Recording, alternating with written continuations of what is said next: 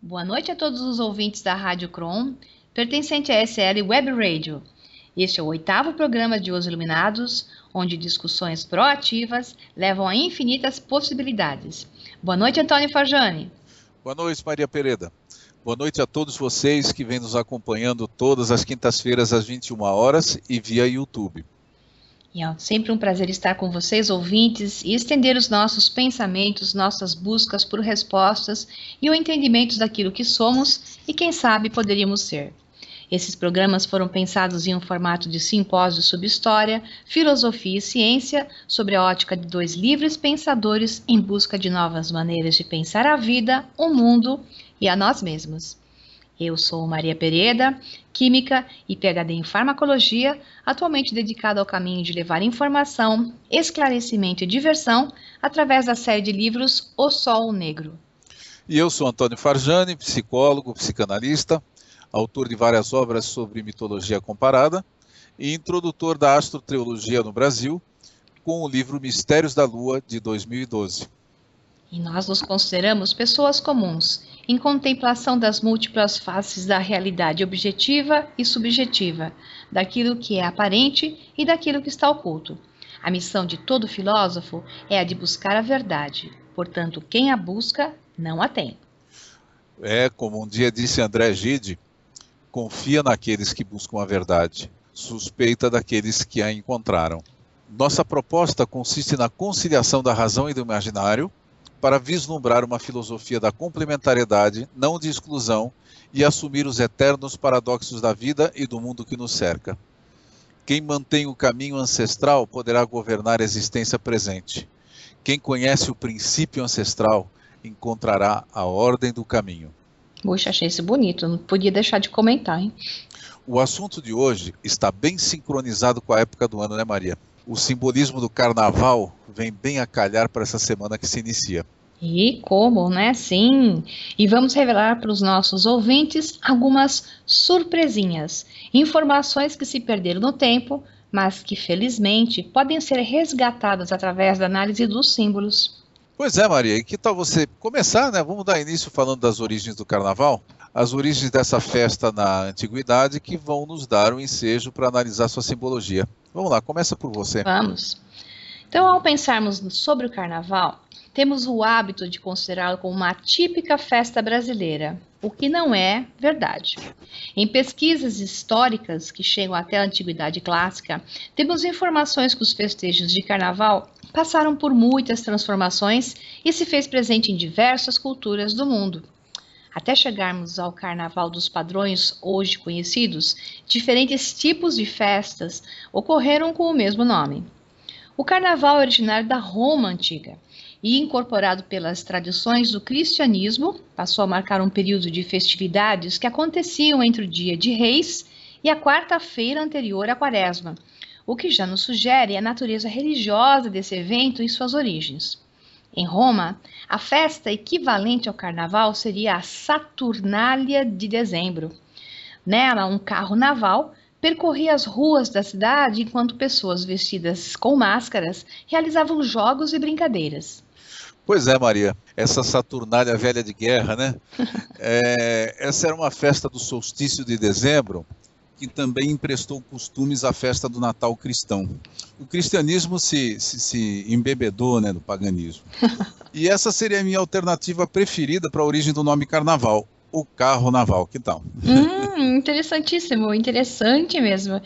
E então, segundo outra corrente, o termo carnaval significa adeus à carne, ou a carne nada vale, e por isso mesmo traz em sua significação a celebração dos prazeres terrenos.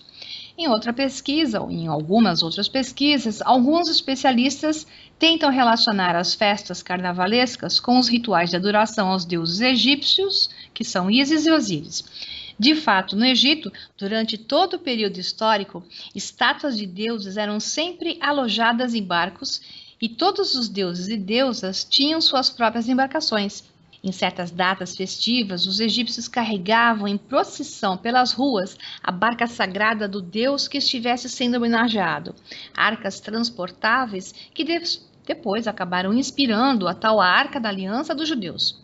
Já no cristianismo, Mesmo contando com a resistência de algumas alas mais conservadoras, o carnaval ganhou um período de celebração regular quando, em 1091, a Igreja oficializou a data da Quaresma. O período do ano litúrgico antecede a Páscoa cristã. Então, todas as datas eclesiásticas são calculadas em função da data da Páscoa, com exceção do Natal. Como o domingo de Páscoa ocorre no primeiro domingo após a primeira lua cheia, que se verificar a partir do equinócio de março, e a sexta-feira da Paixão é a que antecede o domingo de Páscoa, então a terça-feira de Carnaval ocorre 47 dias antes da Páscoa. Pois é, Maria. Você veja só, né?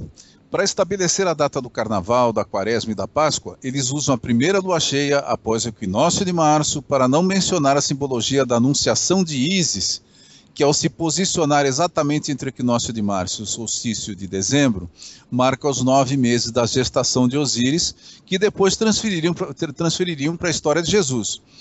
E quando a gente diz que as tradições cristãs têm origem astronômica, muita gente ainda se admira. Pois é, até eu fiquei admirada com tudo isso, né? E o carnaval começou a ser usualmente comemorado como um contraponto ao comportamento reservado e a reflexão espiritual que marcam essa data católica. Assim, a festa carnavalesca passou a ser compreendida como um período onde as obrigações e diferenças do mundo cotidiano seriam anuladas. Durante a Idade Média, os bailes de máscara, as fantasias e os carros alegóricos foram incorporados à festa.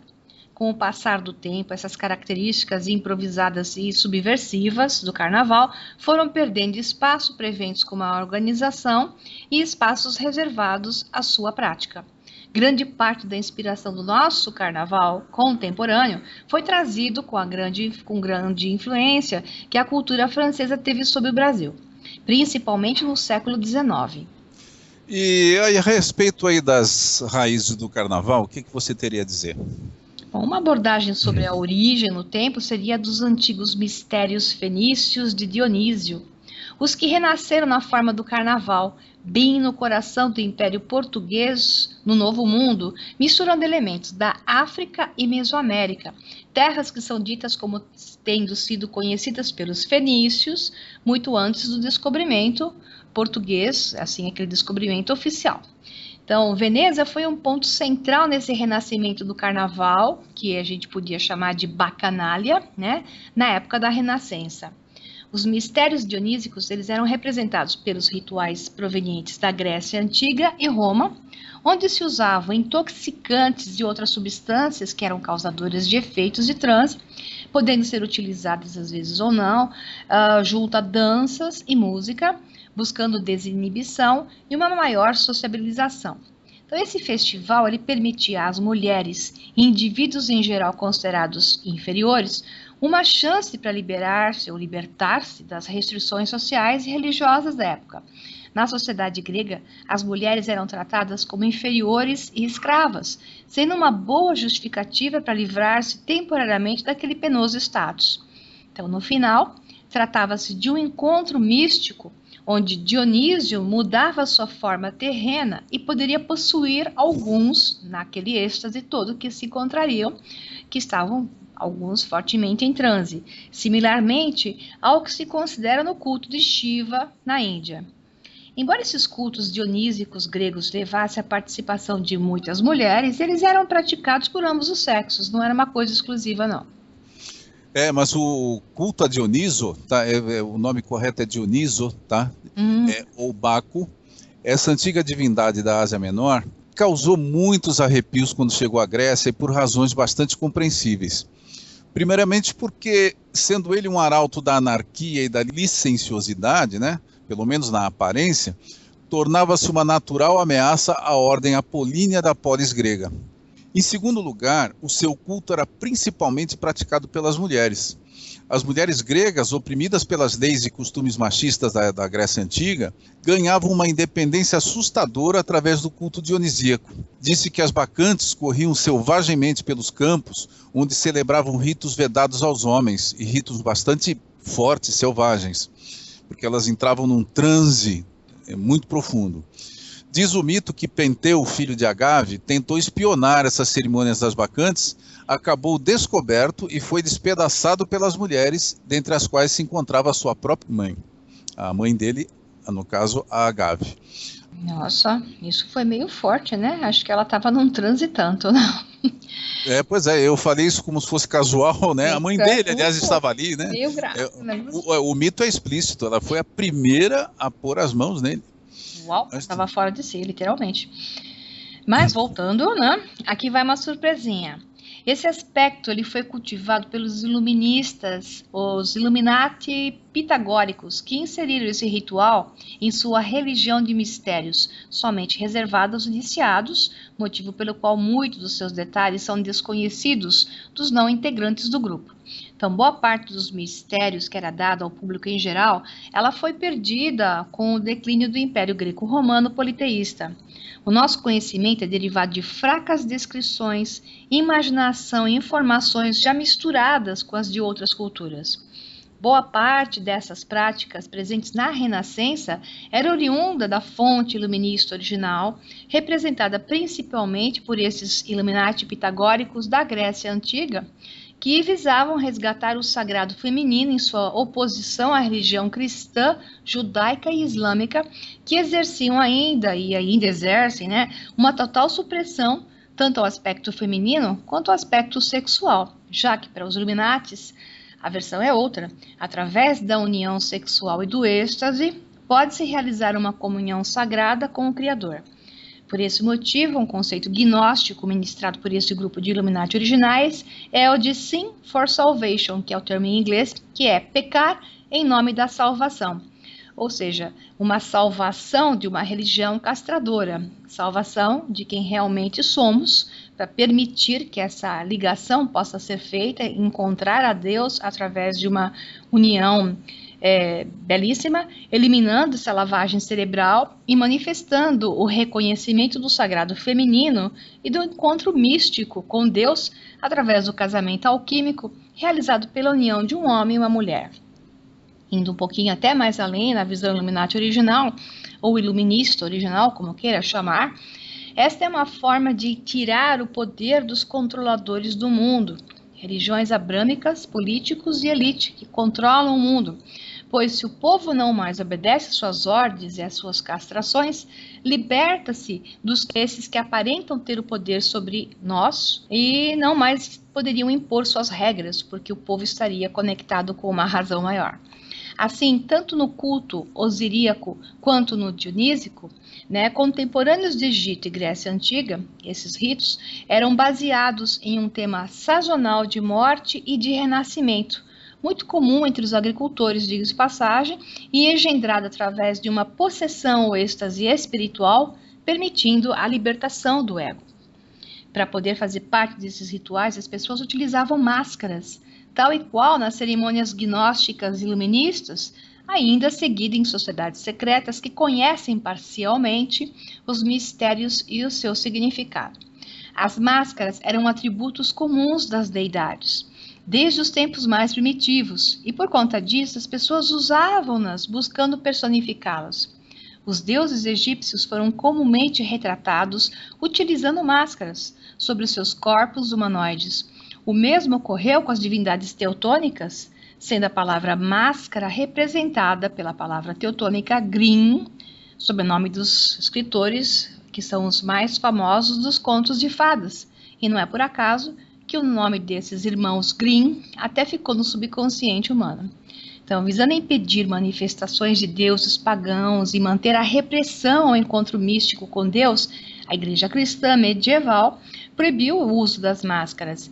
Entretanto, a prática continuou em paralelo e, de qualquer forma, em outro nível de manifestação, já alterada para contentar a Igreja na festividade do Halloween e o próprio Carnaval, propriamente dito e desmemoriado. Mas falando disso, Fajani, que tal falarmos sobre o simbolismo mais profundo do Carnaval? Olha, uma coisa que nem vai dar para desenvolver aqui, mas eu não resisto a falar, é sobre as máscaras. As máscaras, na antiguidade, isso falando já do teatro grego, eram usadas para o sujeito incorporar o seu papel, né? E o nome sugestivo que elas têm em latim é persona, de onde vem a palavra pessoa ou personalidade. Ou seja, isso simbolizava que quando nós nascemos, nós ganhamos uma persona e temos um papel a atuar nesse mundo. É a coisa mais linda, né? E os caras vão lá e proíbem, né? Os caras proíbem, são os estraga-prazeres. Muito bem. Para começar, nós temos que recordar um tema, né, para poder falar dessa simbologia, que já foi abordado nos nossos programas anteriores, que é aquela oposição e complementariedade cósmicas entre caos e cosmo. Nós já sabemos que o universo, ao qual os gregos chamavam cosmos, surgia a partir da organização imposta ao caos pelo Criador. Grande parte dos rituais se refere a essa alternância entre caos e cosmos que ocorre na criação e, por extensão, em todos os demais ciclos da natureza. Vou mostrar a vocês aqui que o carnaval, antes de mais nada, tem uma simbologia agrária, tá? Celebrando a fertilidade da terra. É daí que vem o carnaval. Para isso, nós precisaremos identificar as manifestações do caos no mundo manifesto. Agora eu vou falar da simbologia do caos. No nível cosmológico, como já vimos, o caos representa a desordem que impera antes da criação, a energia em ebulição à espera do ato criador para se fazer matéria. Na natureza, já, o caos é representado por todo e qualquer estado de desordem ou escassez, inverno, seca, inundação, terremotos, etc. Assim, quando nossos ancestrais do norte celebravam a chegada da primavera no equinócio de março, eles comemoravam também o retorno da ordem ao mundo, o retorno do calor do sol, porque era a primavera, o ressurgimento da vegetação e assim por diante, que marcaria o início dos tempos apropriados para a semeadura. No nível ritual, ocorria a celebração da fertilidade da terra, antecedendo a depositação da semente no humus, que é o interior da terra, fértil, como é o caso do carnaval. Mas como esse mesmo caos estaria representado no plano humano? É a coisa mais bonita. No nível social, o caos é representado pela relativização da lei e a abolição dos limites. A abolição da autoridade e da hierarquia, instituição da insanidade, embriaguez, procissões cômicas, zombaria dos governantes, o travestismo, a orgia, etc. O caos, como estado da desordem, se caracteriza pela ausência de limites que no plano social se expressa pelo relaxamento das leis e da hierarquia, percebeu? A música é a mesma, a ordem versus a desordem, só muda a oitava em que ela é tocada. No nível psicológico, o caos é representado pela loucura profana, a insanidade tal como a entendemos hoje em dia. Porém, no nível místico, o caos era representado pela loucura sagrada. E que raio seria essa tal de loucura sagrada? Aqui entra o nosso amigo Dioniso, ou Baco. Eu já disse que o seu culto trazia desordem em seu sentido social e político, mas agora vou falar do sentido sagrado. Na antiga Grécia, celebrava-se todo ano a festa do vinho novo, na qual os participantes se embriagavam e começavam a dançar e cantar freneticamente sob a luz dos archotes e ao som de uma música de efeito hipnótico, até cair ao chão desfalecidos. Como eles se fantasiavam de sátiros, né, com o corpo de bode, já que o bode detinha uma simbologia complexa ligada à fertilidade, ao vinho, à iniciação e ao sacrifício, o bode representava o Deus sacrificado para a purificação da coletividade, que nós hoje conhecemos como bode expiatório. Maria, será que os maçons de hoje sabem por que eles se chamam mutuamente de bodes? Essa história dos bodes para os maçons é uma coisa tanto quanto interessante. É bode para lá, é bode para cá, mas eu não sei se eles estão sabendo, não. Eu desconfio que os bons maçons, de boas ordens, que passam boas informações, e digo bons por aqueles que realmente buscam decifrar os mistérios e procuram pela informação, querem aprender, e esses são muitos, com certeza, certamente, mas tem ao mesmo tempo, é comum encontrar grupos, né, até maçons isolados e grupos, que desconhecem a maior parte da simbologia, principalmente seus níveis mais profundos. A maçonaria, principalmente a de rito escocês ou judaico-cristã, apega-se à força de suas reuniões, né, os seus ritos e procedimentos, mais do que aos seus fundamentos iluministas, que foram a sua origem. Pois é. E tem mais uma coisa bonitinha aqui. Essa dança, essa cantoria era chamada Canto do Bode, que em grego é tragos oidé. Dali, dessa palavra tragos oidé, da junção dessas duas palavras, surgiu a palavra tragédia, que inspiraria toda a maravilhosa criação teatral de Ésquilo, Sófocles e Eurípides. Os devotos de Baco, ao ingerir o vinho, representante do sangue divino, entravam em êxtasis, que é o êxtase, e entusiasmos, que é o entusiasmo, que são duas palavras gregas exatas em português. A palavra êxtase refere-se a sair de si, transcender os limites da condição humana. Entusiasmo, por sua vez, retrata o processo através do qual o homem é invadido ou possuído pelo espírito da divindade. A ideia central é: eu saio fora de mim e Deus entra em mim. Um dos rituais praticados nas bacanais era o de comer a carne do Deus e beber do seu sangue, representado pelo vinho, que os historiadores da religião sabem que foi aproveitado para a comunhão da missa católica. Esses dois processos transformavam o homem comum, profano, que os gregos chamavam de antropos, e um iniciado, que eles chamavam de aner, o homem consciente de si mesmo. Ao se deixar possuir por esse transporte divino, o devoto se convertia no hipócrites, aquele que finge, ou seja, o homem que finge ser Deus, nome que os gregos deram aos atores. Essa é a essência da loucura sagrada, quando o homem abole os limites entre o humano e o divino.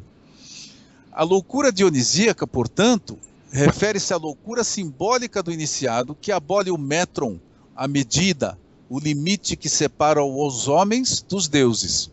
E assim como o universo surge do caos, a ordem vem da desordem, o candidato precisa primeiramente enlouquecer simbolicamente pelo sagrado entusiasmo para transcender seus limites e tornar-se um iniciado. Se eu não soubesse que você nunca foi um maçom, nunca entrou nesse tipo de sociedade secreta ou discreta, como eu costumo dizer, eu ia dizer que você é um maçom perfeito, porque você dramatizou a coisa da forma como eles gostam, né? E é por isso que eu prefiro apenas seguir o entusiasmo, sem nada dramático, fazendo coisas que são entusiasmantes. Então, essa frequência em si já pode ligar qualquer um à fonte divina. A ideia básica é a derrubada dos limites entre Deus e o homem. E é isso que eu disse que representa o caos, porque caos é ausência de limites. E no caos simbólico, Deus e homem são uma coisa só, a gente volta à origem. Yes. Conforme eu já comentei há pouco, a dissolução desses limites sociais também representa o caos que antecede a criação. Por isso, essas festas que originaram o carnaval eram tão marcadas por violações da conduta própria dos dias comuns. Vamos dar aqui alguns poucos exemplos dessas festas, né, Maria? Fala um pouquinho. Vamos lá, é claro, vamos lá. Então, os celtas, eles celebravam em abril a festa dos tolos, de onde veio o dia da mentira. Essa eu não sabia e na pesquisa ficou boa, né? Interessante isso. Remanescente do grande tolo, ou Green George, símbolo do espírito das árvores, reverenciado no Festival da Primavera. Esse período também era caracterizado pela abolição dos limites da conduta e da hierarquia social. Em Roma, durante as Saturnais, os escravos gozavam da mais ampla liberdade, com a abolição temporária das classes sociais. Eles podiam embriagar-se, sentar-se à mesa e serem servidos por seus donos, e até mesmo ofendê-los, sem que tais atos resultassem em qualquer punição. Só uma parte aí, você reparou como funciona? Uhum. Justamente, quando você faz essa celebração, que é uma celebração de fertilidade, você ritualiza o caos e dissolve os limites. Por isso eles põem assim o escravo dando ordem para o patrão. Isso é uma coisa linda, né, que eles faziam. Interessante. Que era essa dissolução em 3 dias de todas as hierarquias. Eu só queria ver se realmente o escravo podia xingar o patrão e nada acontecer. Mas tudo bem, né? Todo dia era isso. Eu te pego no dia seguinte. No dia seguinte a coisa ia ficar diferente, mas tudo bem. Eu também pensei isso, eu fiquei quieto aqui. Mas... Tá escrito na literatura. Ok. Então, já entre os judeus, né, você tem a festa do Purim, que precede o equinócio da primavera, e ela é celebrada no 14º e 15º dias de Adar, mês do calendário lunar dos judeus, que corresponde aproximadamente ao mês de março. Bingo! Mês de março de novo. Here we go. Também era marcada pela liberalidade dos costumes. Então, tem autores do século XVII que eles afirmam que durante os 2 dias, e especialmente na véspera do 2º dia, os judeus não faziam outra coisa senão comer e beber, até não poderem mais tocar, dançar, cantar e divertir-se.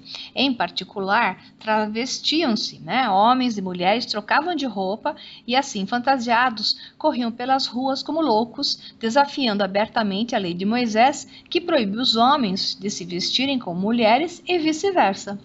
E o mais divertido é que a maioria dos judeus de hoje não sabem disso, né? Que os avós deles faziam essa palhaçada toda, né? Mas eles faziam assim. Então aí de novo vem o caos, você percebe? Não se sabe quem é patrão, não se sabe quem é empregado, não se sabe quem é o chefe, não se sabe quem é o subordinado, e não se sabe quem é homem, não se sabe quem é mulher. Isso na simbologia simplesmente está igual, tudo se iguala no caos. Recordemos aqui que o simbolismo da fertilidade tem a ver com a anarquia mencionada nesses rituais. A abolição das leis, da hierarquia social e até da identidade sexual simbolizam a desordem própria do caos antes da criação. O caos é o detentor de toda a fertilidade que vai gerar o universo. Para que a natureza se renove e a terra seja novamente fértil, é preciso imitar essa desordem primordial com esse comportamento caótico. É isso que eu te digo, Maria, que na essência dos antigos rituais, existe a ideia da imitação de um gesto divino feito naquele tempo, tá? Tem sempre isso por trás. Belíssimo. Tá? Até as orgias tinham a sua função. Ao terem relações sexuais sobre a terra ser semeada, que era um costume na época, as pessoas emprestavam sua fertilidade ao campo por aquilo que os estudiosos chamavam de magia simpática. Assim, a terra se tornaria tão fértil quanto aqueles que copulavam ritualmente sobre ela. Um remanescente desse arquétipo está no fato de que o carnaval é um período de intensificação da promiscuidade sexual que pode engravidar muitas mulheres. As pessoas continuam encenando esses rituais, só que agora sem saber.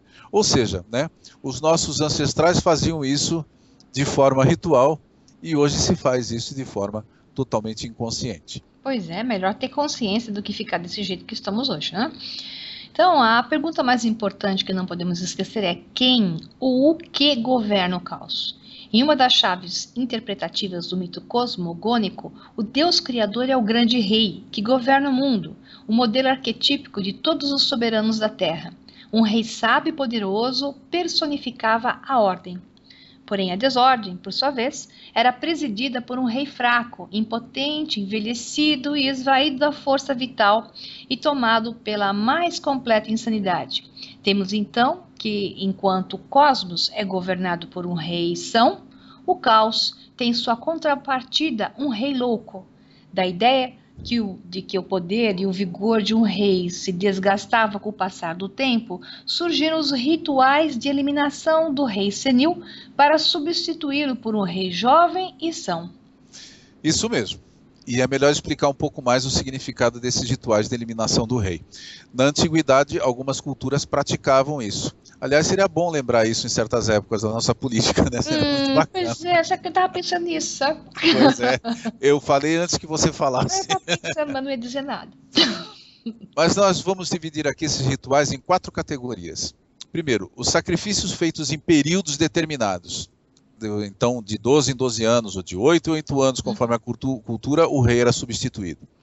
Aqueles efetuados por ocasião do envelhecimento do rei, quer dizer, envelhecimento físico aí, a imolação do rei temporário, substituto, ou seja, pega alguém para matar no lugar do rei.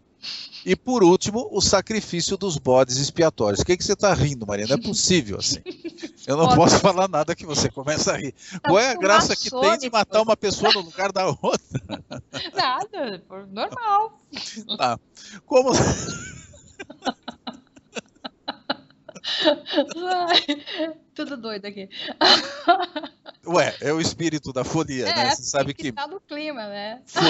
Folia vem do francês folie, que significa loucura. Nós estamos atuando o carnaval. Estamos entrando no êxtase. É. Tem muito Bom, bode. agora, você deixa eu continuar e para de rir do que eu falo, né? O costume de eliminar o rei em prazos previamente determinados era observado, por exemplo, em certas regiões do sul da Índia, onde no período fixado era de 12 anos. O George Fraser, um grande escritor, narra um ritual impressionante observado em Kerala, no sul da Índia, no qual um rei se auto-sacrificava ritualmente, cortando as partes do seu próprio corpo a cada 12 anos.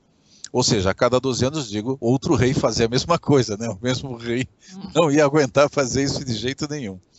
Esse ritual era muito dramático, ele ia cortando pedaços da carne dele até ele sangrar de tal maneira que ele perdesse a consciência. E rituais semelhantes a esse eram celebrados aqui na América pré-colombiana, entre os índios. E aqui você se lembra do mito que nós comentamos, da divindade que se deixa despedaçar para gerar o universo, que comentamos no programa sobre as supernovas. Sim. Esses rituais apenas repetem esse mesmo arquétipo. O rei, quando se despedaça, está reproduzindo o gigante primordial que deu origem ao universo. Em outros lugares, desde Java até Uganda, os reis podiam ser substituídos por algum voluntário em seu sacrifício. É difícil imaginar, né? Hoje eu quero eu. Mas o fato é que havia, né? Voluntário sob força, né? Não sei, viu? É difícil de pensar. Mas na Babilônia, veja só, por ocasião de uma festa chamada Sacaea, um condenado à morte era vestido com as roupas do rei, sentava em seu trono, dava ordens, comia e bebia à vontade, dispunha das concubinas reais, entregava-se à orgia e ao desregramento sem limites. Ao cabo de 5 dias, porém, ele era despido de sua indumentária, açoitado e depois enforcado ou crucificado. Acho que era uma opção legal para um cara muito endividado, né? Falar, vou passar 5 dias na boa. Acho que dá para fazer. Também, mas tudo bem. Mas tudo bem, a gente vai chegar na simbologia disso, que é belíssima. Na mesa inferior, em Durostorum, os soldados romanos, ao festejar as Saturnais, sorteavam eles mesmos um jovem de boa aparência que era vestido de maneira a parecer-se com o deus Saturno. Durante 30 dias, esse daí tinha um prazo maior, ele desfrutava de todos os prazeres, por mais obscenos que fossem. Mas ao final desse tempo ele devia cortar a própria garganta diante do altar do deus que ele tinha personificado. Nos países mais influenciados pelos costumes romanos, como Itália, França e Espanha, uma figura burlesca personificava o carnaval e, após esse período em que se entregava a toda sorte de desatinos, era executada diante de um público que alternava as manifestações de júbilo com a de um sofrimento fingido. Outros personagens de cerimoniais da Idade Média, como o rei do feijão da Noite de Reis, o bispo dos insensatos, o abade da desrazão ou o senhor do desgoverno, participavam da mesma simbologia. Ou seja, todos eles eram representações desse rei louco de que falamos, que agora você já imagina quem seria esse rei substituto na nossa tradição, não é mesmo? Estou imaginando e tá com a cara do Rei Momo, né? Ora, essa, quem diria, essa eu não sabia, viu? Da origem do Rei Momo com essa simbologia toda. Pois é, essa simbologia enorme, profundíssima, que deságua na nossa cultura sobre a figura do Rei Momo, que é o nome de um deus grego, tá? O Rei Momo preside a loucura coletiva por 3 dias, até ser destronado na quarta-feira de cinzas, sacrificado simbolicamente para com seu sangue fertilizar a terra para a próxima semeadura. Momo, um deus grego cujo nome significa sarcasmo, tornou-se o paradigma do rei louco na celebração do carnaval, como já acontecia em muitas outras culturas. Provavelmente ele é representado como um homem gordo para simbolizar os excessos cometidos nesse período. Quer dizer, o sujeito come tanto quanto ele quer, faz tudo o que ele quer, né? Hoje, o seu sacrifício fica reduzido ao simples destronamento, mas a essência da simbologia permanece e o povo, ainda que de forma inconsciente, como sempre, repete esse mesmo mistério a cada ano que passa. Nós vamos voltar ao Rei Momo daqui a pouco. Antes nós precisamos falar de uma simbologia associada a isso. Além dessas cerimônias dos reis temporários, os rituais dos bodes expiatórios também podiam envolver o sacrifício de seres humanos ou a sua expulsão depois de maus tratos para fora da comunidade. Entre os judeus, no dia da expiação, um bode era banido para o deserto em oferenda a Azazel, que era um espírito nocivo, um demônio, e junto com o animal eram levados todos os pecados de Israel. Um procedimento bastante cômodo, né?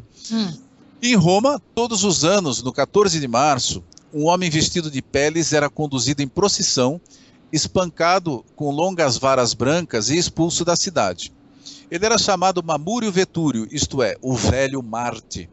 Ele representava o deus do ano que terminava, expulso no início do novo ano. O antigo ano romano começava a 1º de março, tá? Por isso que você tem o 9º mês, por exemplo, é o mês de setembro, né? 7 por quê? Porque começava em março, tá? Você nunca tinha pensado nisso? Não. Novembro é o 11º mês, porque o ano romano começava em março. Então, o mês de março, o nome dele vem de Marte, que é o deus que presidia a vegetação na mitologia romana, só depois que ele assumiu seus atributos guerreiros. Na Grécia, há registro de práticas desse tipo em diversas regiões. O próprio Dioniso representava o bode sagrado que era imolado para a purificação da polis. Os rituais do bode expiatório variam conforme as diferentes regiões e épocas onde eram observados. O que nos interessa aqui é o espírito que norteia esse tipo de rituais, ou seja, de que a vítima escolhida chamava a si todas as faltas da comunidade, esta última ficando livre de todas as culpas após a sua eliminação. Daí o nome, a expressão, né? O bode expiatório dos nossos pecados. Caramba, que história, hein? Mas ficou uma interrogação aqui. Por que o nome do rei Momo significa sarcasmo? Qual o sentido do espírito jocoso, zombeteiro, manifestado invariavelmente nesses rituais? Pois é, o escárnio e a zombaria guardam uma simbologia de fertilidade. Nos rituais de fertilidade era muito comum se usar a zombaria, o escárnio e também expressões obscenas, tá? Nas Dionísias urbanas, o komos, que significa procissão jocosa, era uma espécie de bloco que percorria as ruas da cidade, carregando a imagem de um falo. Aqui você tem a origem dos blocos de carnaval, nos quais os participantes zombam de tudo e de todos, da política, dos governantes e até das pessoas que assistem à sua passagem. Da palavra komos, uma interessante variação da palavra cosmos, somada à palavra oidé, que significa canto, temos a palavra comédia, que vem do grego komos oidé. Você vê como tudo vem do sagrado?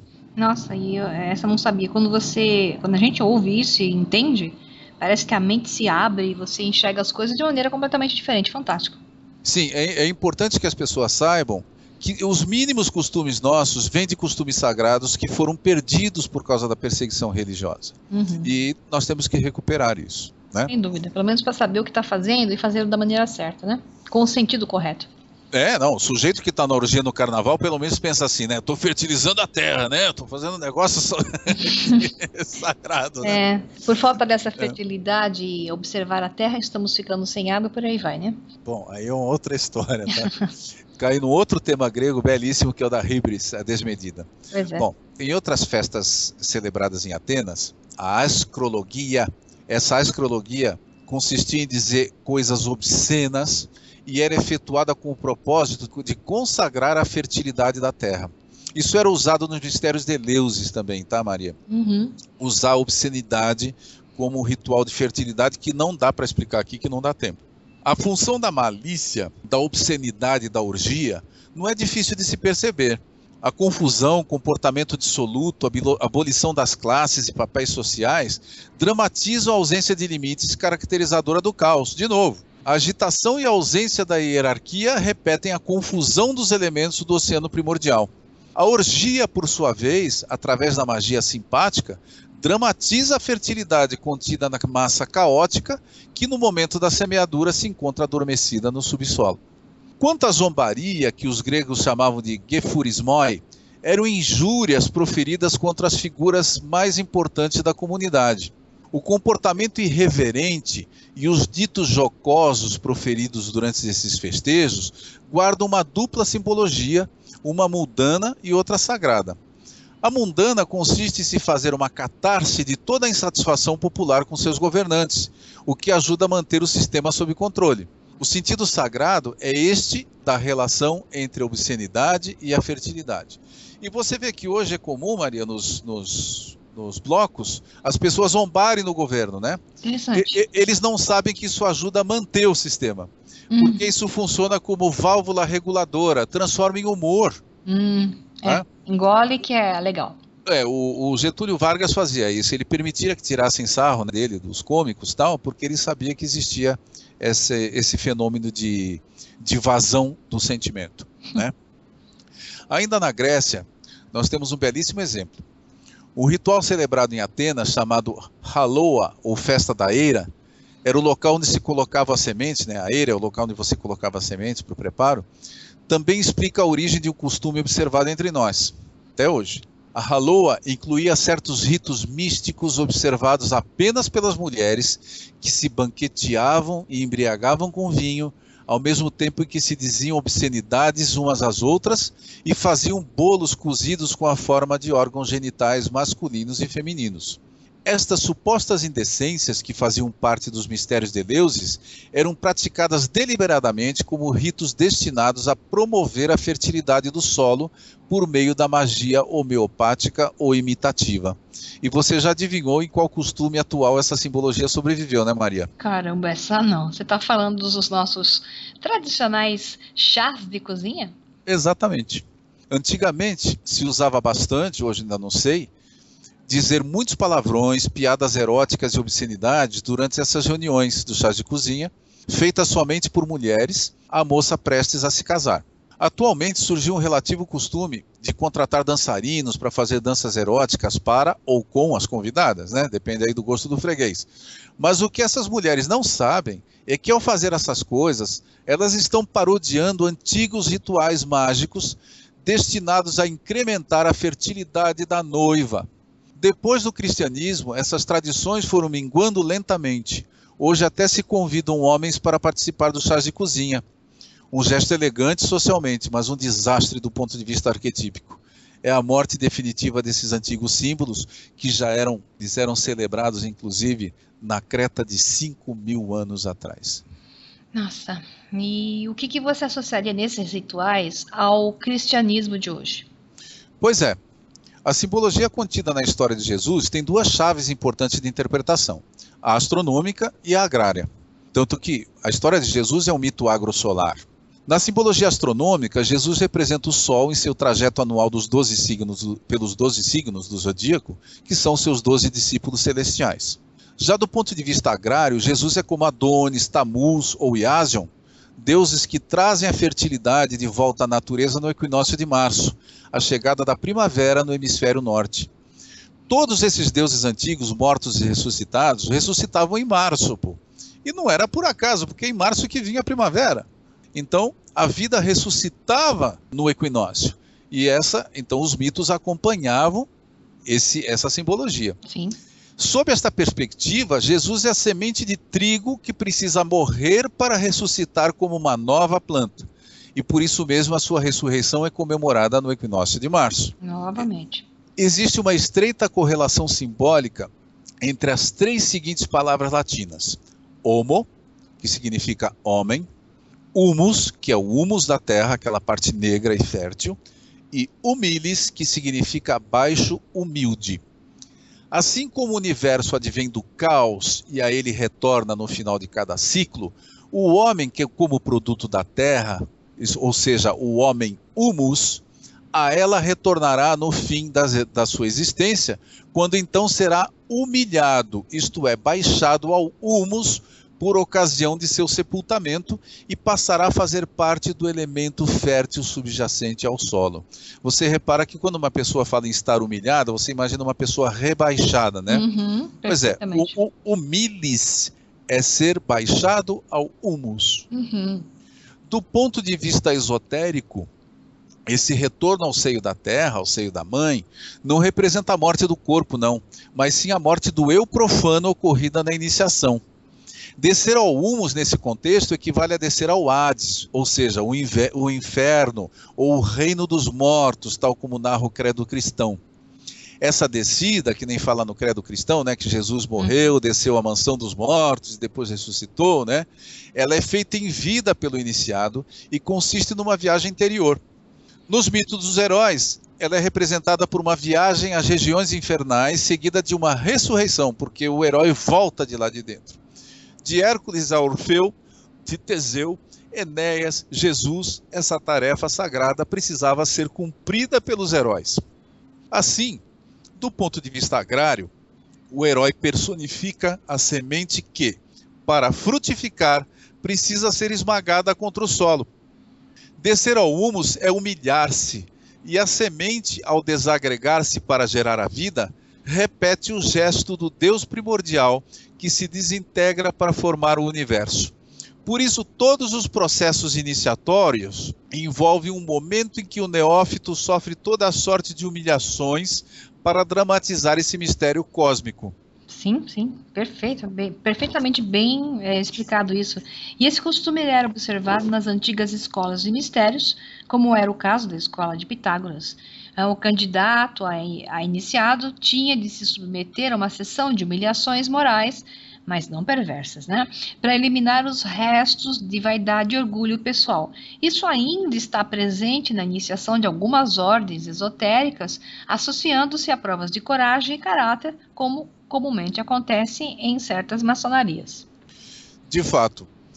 E na nossa cultura atual, pobre, né, e dessacralizada, esse costume continua sendo observado, só que de forma profana e perversa, nos trotes das faculdades e nas iniciações das irmandades universitárias dos Estados Unidos, nos quais as humilhações só satisfazem aos impulsos sádicos de seus executantes. O que a maioria das pessoas não sabe é que esses costumes populares, por mais sem sentido que pareçam, invariavelmente têm origem no sagrado. Tratam-se sempre de antigos rituais descaracterizados e dessacralizados pela ignorância que se instaurou após a perseguição sistemática da igreja ao costume pagão. No cristianismo, o ritual da humilhação ficou preservado nos evangelhos. Antes de seu sacrifício, Jesus passa por um processo de extrema humilhação. Herodes o taxa de louco e o entrega aos romanos. Está percebendo aí a conexão, né? Com a simbologia. Agora tudo se abre, né? Sem dúvida, claro como água. Os romanos o vestem de púrpura, a cor das vestes de Momo. Colocam-lhe um caniço nas mãos à guisa de cetro e o saúdam como rei. E o submetem a toda sorte de injúrias. Quando é que essas injúrias vão acabar? No terceiro dia, não é? Assim, Momo, sacrificado na quarta-feira de cinzas, tem sua contraparte no Christos, o ungido, ressuscitado dentre os mortos para a salvação de todos nós. Momo reina por 3 dias, Jesus ressuscita no terceiro dia, egresso das regiões infernais, ou de seu sepulcro, não mais como rei louco, mas como senhor da ordem e detentor da sabedoria. Os mitos desses deuses sacrificados são todos detentores do mesmo significado agrossolar.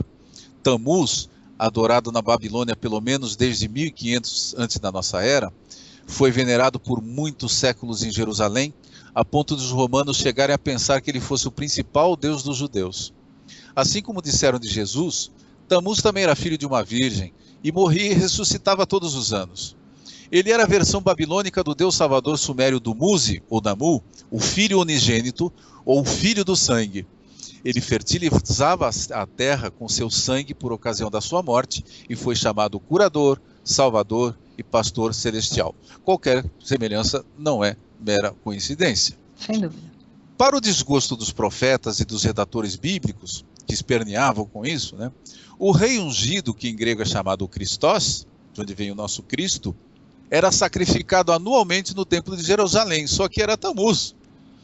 Todo ano, no dia da expiação, ele era sacrificado sob a forma de um cordeiro, o cordeiro de Deus. Oxi. Apesar de Tammuz ocupar a posição central do drama em Jerusalém, o Novo Testamento transformou-o num mero apóstolo do novo Deus que morria sob a forma grega de seu nome, Tomás ou Tomé. A doutrina grega, a doutrina cristã, ao entronizar Jesus como Cordeiro de Deus a ser sacrificado, imitava rituais muito mais antigos, simplesmente substituindo seu protagonista, mas preservando a figura original, Tammuz, num papel secundário, o discípulo do Deus ressuscitado. Bem, como vocês puderam observar, muitos dos costumes que observamos hoje vêm de antiquíssimos rituais sagrados, né? Detentores de uma profunda simbologia. No caso do carnaval, essa simbologia ela é agrossolar. Cabe a nós mesmos resgatar o sentido dessas ações, não somente para recuperar nossa herança ancestral, mas porque é fundamental que se tenha consciência de tudo aquilo que se faz. Por isso, eu vou encerrar esse encontro nosso com uma citação do Codex Beza ad Lucam, que diz: homem, se sabes o que fazes, és feliz, mas se não sabes, és um maldito e transgressor da lei. Pois é, saber em nome da consciência é que deve comandar a sua vida. E trazer essas informações é levar a consciência do homem a coisas que ele faz, como se ele estivesse completamente adormecido, sem saber o que faz. Tomara que agora as pessoas tenham ideia, quem ouviu esse programa, tenham ideia do que andam fazendo, ou do que poderiam fazer, em nome de ser um ser livre de verdade, né? Então, agradecemos a todos que estiveram nos escutando, e até o grupo que geralmente nos escuta via YouTube após a gravação, deixando nossos contatos para que vocês possam nos localizar. Então, eu sou Maria Pereda, vocês podem me localizar pelo Facebook /O Sol Negro -livro ou www.osolnegro.com.br, e temos também um canal no YouTube que é tudo junto, O Sol Negro 11. Obrigada, pessoal. E eu sou Antônio Farjani. Quem quiser me procurar no Face, basta escrever Antônio Farjani, _autor. Você vai encontrar minha página com as minhas publicações, mensagens, imagens e também a relação das coisas que o autor vai fazer futuramente. E quem quiser também entrar em contato pode escrever para o e-mail astroteologia@gmail.com. Muito obrigada, pessoal. Uma boa noite a todos e até o próximo Os Iluminados.